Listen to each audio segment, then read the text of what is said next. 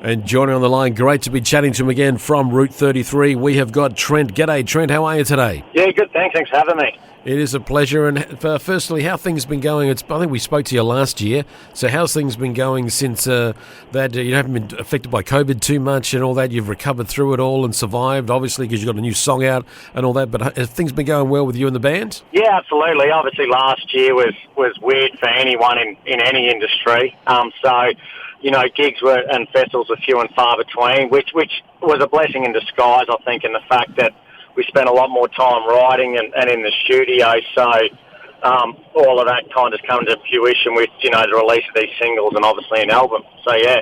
And you didn't get sick of being around each other so much in the studio, or you just looked forward to it and took advantage of the time? I mean, the way we actually write is different to a lot of people. We don't do co-writes. We'll generally write separately, and then we'll come, at the 11th hour to the studio and then come in with different ideas and put it together. But generally, one person will run with 90% of an idea. So luckily, we didn't have to spend, all the time in each other's pockets, or we probably would have killed each other. So it was actually a blessing in disguise. So. Yeah, I can understand that. And some artists that I've spoken to over the last few months have said that how they learned a lot of new skills throughout last year because they had to, and from whether it was the recording process or the songwriting or producing. Was that the same with you guys, with you and Josh? Were you getting together and learning these things, learning together different new technologies and all that? Absolutely, yeah. I mean, and especially the other members of our band per se. So the guys we use call them session guys, but they're our band. We use Jackie Barnes on drums, who's Jimmy's son. Yep. Guys like that. So that in one fell swoop, they were unable to do, big shows. And so they got all the equipment and the tools to be able to record everything at home at studio quality. And I know a lot of producers now that are actually not even telling vocalists to bother coming in and doing it in a wardrobe and coming out with radio quality vocals, So... Yep. I mean, that's been, I suppose, the good thing of this whole COVID thing is that you have had to learn new skills and different ways of doing things, and even stuff up to engaging with the fans through live streaming. And we did a thing called COVID Candid Covers on our social media. People would request songs and we'd play them basically at home. And we're getting a lot of engagement that way. So it was just thinking outside the box. So it did have its benefits, absolutely. When you're doing all that with all these other artists and because it's remote and using that technology, is it something that you're going to use going forward, or you think that we did it then, we're not going to worry about it as we go forward? No, I think it's become part of life in every facet. Okay. I mean, you can do a Zoom type, lack of a better term, a Zoom type album launch.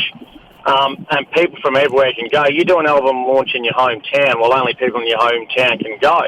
The good thing is we'll probably do it as a hybrid where we do a physical launch and then also do one online because, the engagement we're getting in each of those, you're getting 20 to 30,000 views on one of those videos. Now, that's very hard to get, 20 or 30,000 people to physically see you playing. So it's actually very effective in that way. It's the wonders of technology, and we can use it, and it's to our advantage. So you're right, some blessings have certainly come out of it. That's one of the things we've all learned through last year and into this year. Now, this is the second single of your forthcoming album, and the track's called Quarter Past You. And I love the line, it's hard enough to sober up when I'm hanging on to you. So the song, I suppose, that it came up, it's just a concept that Jock actually, he said something about half past you or quarter past you or some phrase like that as a joke about something. And I went home and I had a chord progression and some words kind of as ideas that were around a breakup. So I wanted to write a song around a 24-hour concept that ties in with breaking up, and obviously the play on words is it's hard enough to get over you, it's quarter past you, it's the hardest time to get over you type thing. And the song, as you'll hear, relates to the 24-hour clock and the fact that most people's hardest times in breakups are at night. So that line you said, obviously within the chorus, it's all about, when you're alone, it's when you start pondering on the relationship you no longer have type thing. Yes, at night time the time seems to drag and go quite slow. So, yeah, totally got that. Totally understood that. But when I was listening to the song and then understanding the concept that you were going, and I'm thinking this is kind of one of those concepts that you would hear from prog rockers, not some country rockers. Yeah, I mean, if you look at, I suppose, the influences of what Jock and I right on. And then obviously everything you listen to subconsciously shapes the way you do what you do, right? Yeah. So I look at that, and then a lot of what I listened to growing up was that 90s type rock. From your Goo Goo Dolls to your Matchbox 20s to those kind of bands. And I think people often say you can hear that coming out in what we write. And there's so much, mixture of fusion music when it comes to country these days, be it country pop, country rockabilly, country rock, whatever it is. So I think it's just tying all in our influences into that kind of sound. I think if it had been a prog rock concept, then it wouldn't have lasted 3-odd minutes. It probably would have been 30 minutes. Well, that's it. We'd have big 64-bar guitar solos. And if I could do what I wanted to do, absolutely we'd have that. It's just, obviously these days, as you very well know in radio, it's 3.5 minutes. They want the commercial aspect of it, and you got to kind of tick the box and play the game. Yes, yeah, I do love those old prog rock songs that just sort of seem to go on forever, so it's just one of those things. So, Trent, what's coming out with you guys? Where you are up in Queensland, are you doing some gigs? Are things looking rosy in that respect? Yeah, so we're locked in for Rock and Country Mackay in August, which is, headlines by Lee Kernaghan and Troy Casadale and the like, and then we've got Savannah in the round early October in Cairns, and that's a very similar big lineup. And then we've got a few others that aren't announced yet, so I don't think I can say them. But the good thing about Queensland, as I said to you off air, is we do seem to be touchwood going ahead with everything. COVID hasn't been able to affect it, so hopefully these Queensland gigs, for the sake of not only ourselves, but the whole industry and the fans, that they do go ahead. So we do have something to look forward to. And getting out there in front of that crowd, it's amazing how many artists have missed that contact and that vibe just by looking out at an audience and getting the reaction and that feedback straight away too. Well, that's exactly. I mean, that's absolutely why I think 99 out of 100 artists do it.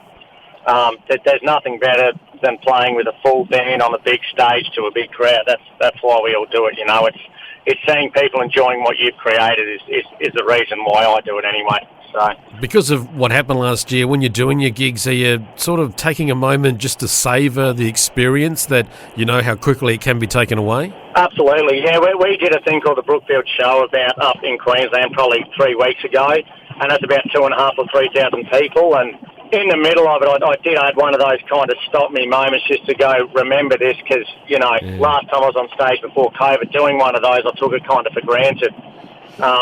So you don't know when it's going to be taken away from us again, and hopefully it doesn't get taken away and we do go in the right direction, but you don't take for granted as much, absolutely. Yeah, dead right there.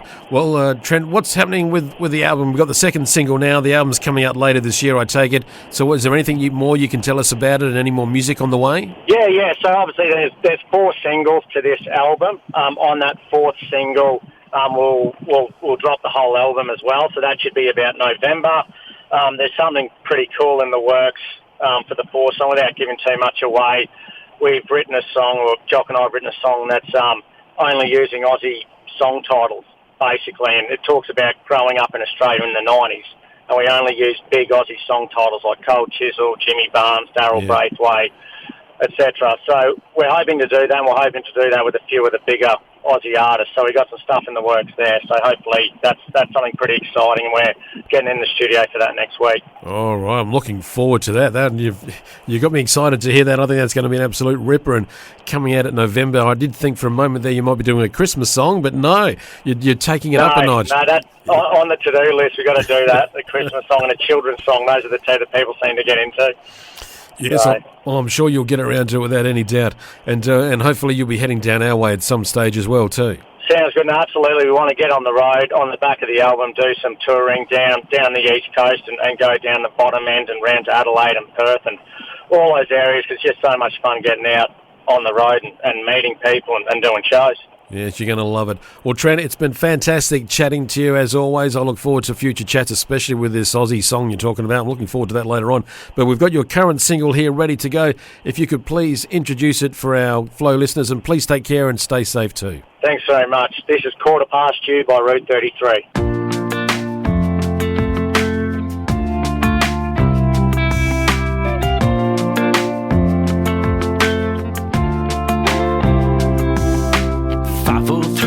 Sunrise. eyes, lights another day.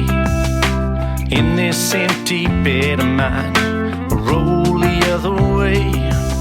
'Cause life don't feel just how it should, seemed you had to leave. No, we can't come to the phone without you and me. 'Cause I've been drunk on you since 11:17.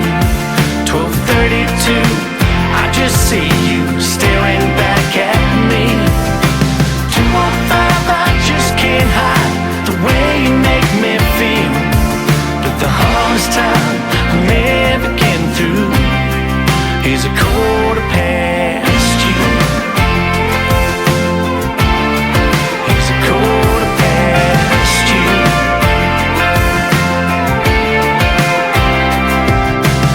I know, wait, I contemplate and ask the questions why.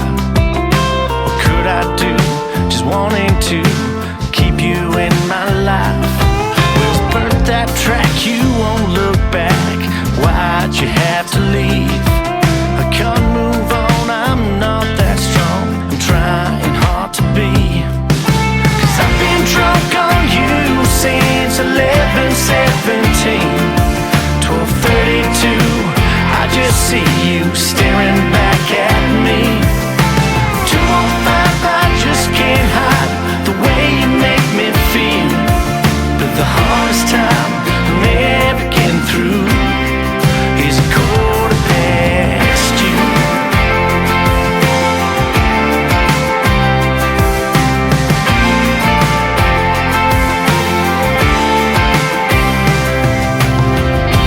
I've been holding on, I know it's way too long.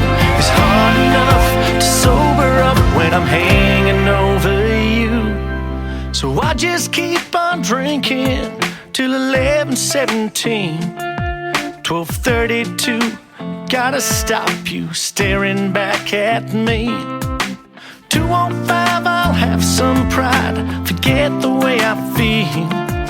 But the hardest time, every time